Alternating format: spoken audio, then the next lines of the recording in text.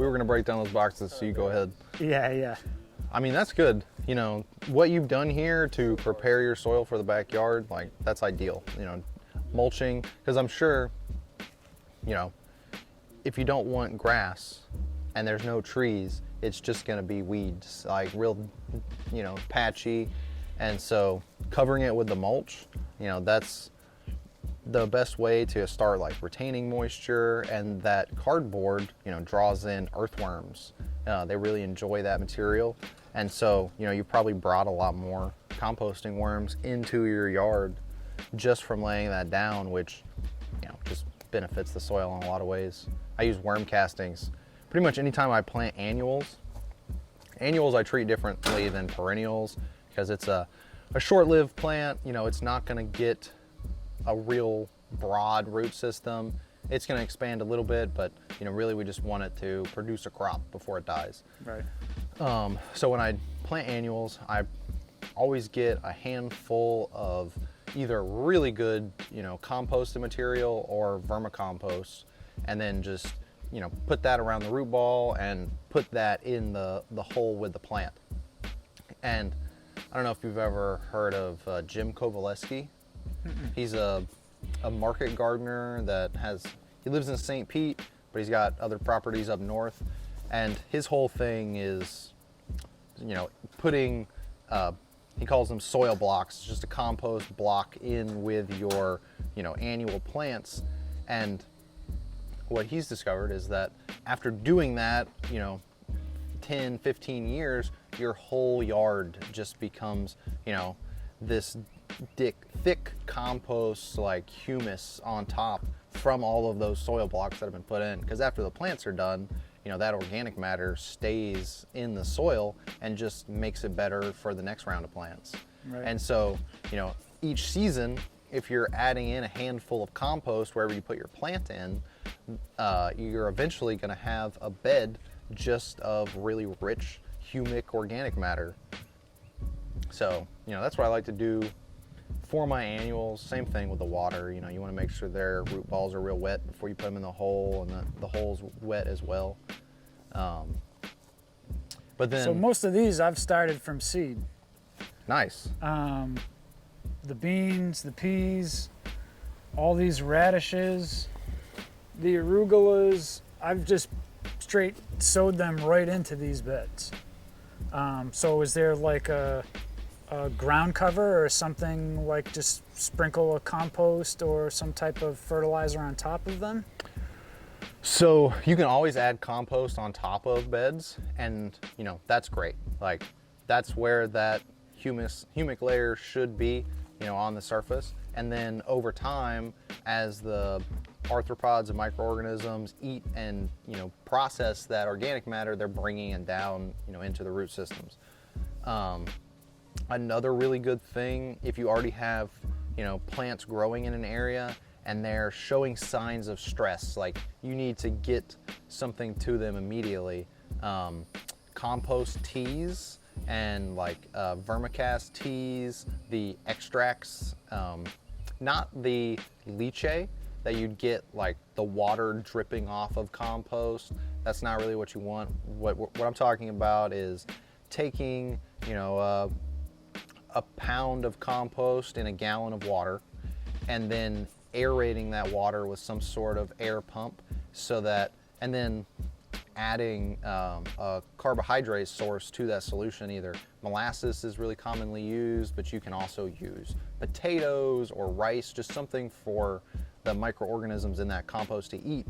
And when they sit in that aerated water system, they multiply and then fill in that entire, you know, space with their offspring. So then you can take that liquid and pour it directly onto your plants, and then that gets things into the soil faster to start, you know, nursing those plants back to health. That's typically, I will do compost. I really just use worm castings. Okay. But that's just because buying perfectly composted material is a bit of a process here. It's just really not available, which is a shame. But I do have good local sources for vermicast.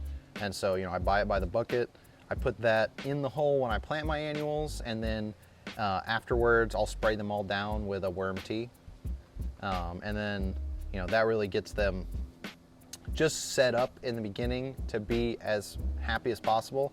And then most things, your quick annuals, tomatoes, peppers, radishes, I don't fertilize them again after that. Like, that's it. I give them the amendments when I put them in the hole, and I don't add anything, following that period.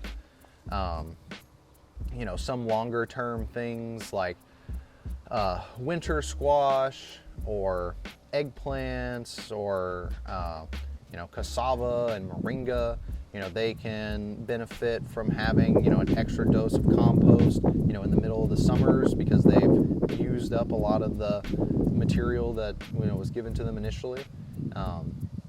But just giving them another hit of that worm tea or top dressing with some compost is really good enough when you're taking care of the soils.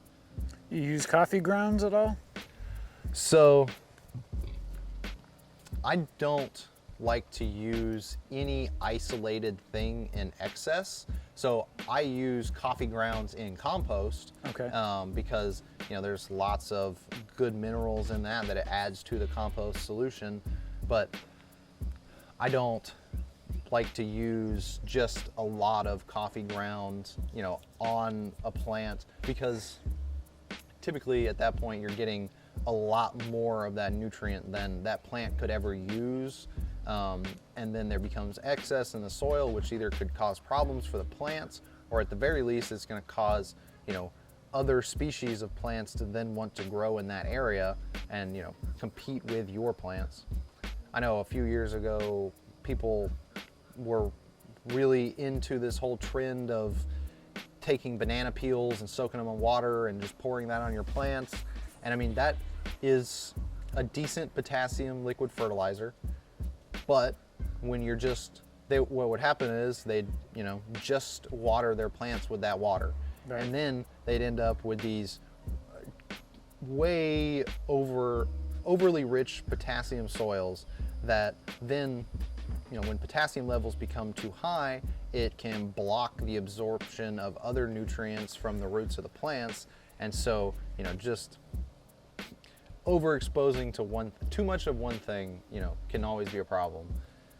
So whenever I do, add amendments, I prefer them to be well blended, pre-composted, and then, applied sparingly. I'm not adding, it depends on the bed. Sometimes you just do a whole bed of compost, but if you have an existing bed and you're planting something, just a little bit of compost to really help ease the transition into the new environment. Now, I say the best way to start seeds for a healthy plant is in the ground where they're going to be growing. That can be more difficult for a person doing, individual seeds, because plants are the most fragile when they're young. So, you have to protect them a little bit more, because in nature, there wouldn't be just one seedling. There'd be 1,000 seedlings with the expectation that maybe, 100 of them will survive. So when you're really investing in, 5 to 10 or even 20 seedlings, you really have to, protect them when they're in the ground, which is why people like to start them indoors, because they're easier to protect. But what happens then is, the plant's root structure is its main, health source. That's where its immune system happens. That's where its digestive system happens. So having those roots start out in the area that they're going to grow just leads to more well-adapted plants. When you start a plant indoors in some perfect potting soil, that plant will start out life thinking that life is really easy. It's like, someone waters me every day, I don't get too much sun, this soil's great. And then you stick them out in your yard and they just go into shock. They're like, what happened? A lot of time, anytime you start a plant in the shade and seedlings, you want to harden them off. Expose them to full sun and wind gradually over the course of a couple days or a couple weeks, so that they can get used to that. You know, their nervous systems have to adjust to that change, just like our nervous systems adjust to any kind of changes in our environment. And you know, those things work. Like, it's definitely a good idea to start things in seed trays, especially if you're doing a lot. It's just, you have to plan for the shock of those plants, especially when they're first in the ground. Like, when you have start seeds in the place they're going to be growing, if you know you can get them growing, they're good. You know, they have gotten used to that substrate they're in, and they're used to their environment. Now, they're still, like, I would say, you know, of your peas here, you know, it looks like we have 4 seedlings that have sprouted up. Those 2 are actually cucumbers. Oh, these are cucumbers? Yep. Okay. I'm pretty sure. I'm pretty sure they are. So, you know, you can see your peas, they're doing pretty well. They've got lots of new growth, but one thing to notice is this one is doing much better than that one over there. Right. And so yellow.